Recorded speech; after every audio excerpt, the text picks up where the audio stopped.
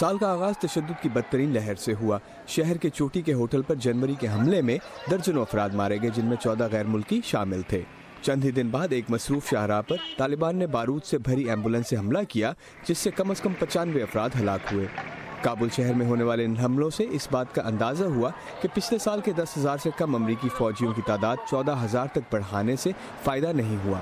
اقوام متحدہ کے مطابق شہری بڑی تعداد میں ہلاک ہوتے رہے، جبکہ امریکی جرنیلوں کے مطابق افغان سیکیورٹی فورسز اس طرح کے نقصانات مزید برداشت نہیں کر سکتی۔ صدر اشرف غنی نے متعدد بار طالبان سے امن عمل میں شامل ہونے کو کہا۔ ہم نے طالبان کو امن کی پیشکش کی ہے، جو افغانستان کے مفاد اور عورتوں کے حقوق کا ضامن ہے اور افغانستان میں کسی بھی قسم کی دہشت گردی کی ممانعت کرتا ہے۔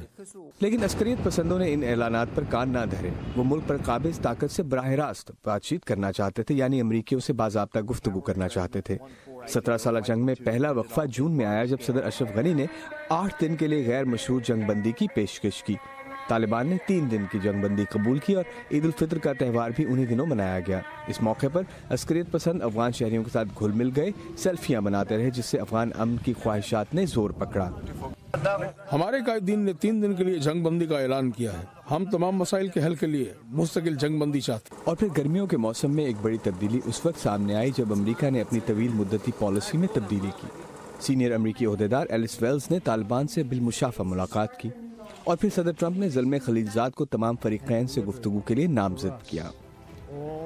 وہ کہہ رہے ہیں، افغانستان کے لیے جو آخری منزل میں دیکھ رہا ہوں وہ پرامن افغانستان ہے، ایسا افغانستان جو کامیابی کی راہ پر گامزن ہوگا، جو اپنے لیے خطرے کا باعث نہیں، جس کا مطلب ہے تمام افغان باشندوں میں اتفاق ہوگا، اور ایسا افغانستان جو غیر ملکی کمیونٹی کے لیے خطرہ نہیں ہوگا، خصوصی طور پر امریکہ کے لیے جس کی میں نمائندگی کر رہا ہوں۔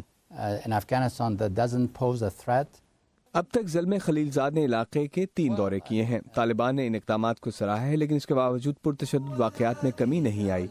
اس کے علاوہ اسلامک اسٹیٹ نامی گروپ نے بھی سال بھر صوبے ننگرہار اور کابل پر حملے جاری رکھے۔ اس دوران افغان پارلیمانی انتخابات بھی منعقد ہوئے، اور اس سال کا اختتام اس امید پر ہو رہا ہے کہ طالبان کے ساتھ مذاکرات سے اگلے سال نتائج سامنے آئیں گے۔ عائشہ تنظیم کی رپورٹ کے ساتھ امان اظہر، VOA۔